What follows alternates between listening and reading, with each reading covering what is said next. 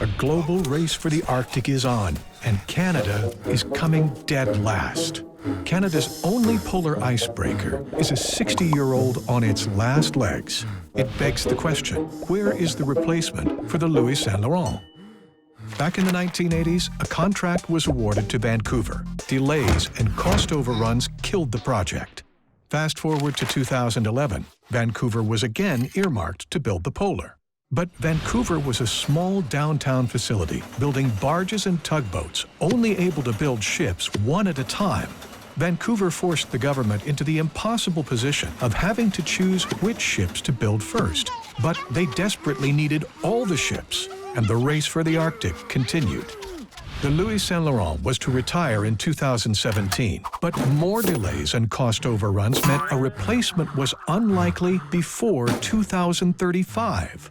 Vancouver had promised to build 7 ships by 2020, including the Polar. But only 3 small vessels entered service, and boy, what a mess. The Franklin was 5 years late and 3 times over budget, had huge welding problems, and crashed on its maiden voyage. But instead of blacklisting Vancouver from all future government contracts, their repeated failure to deliver was rewarded with a new $14.3 billion contract for 16 small boats. But it's not all bad news for Canada in the Arctic. The government did finally realize we couldn't wait another 20 years just to start the Polar, and they had to cancel the Vancouver deal.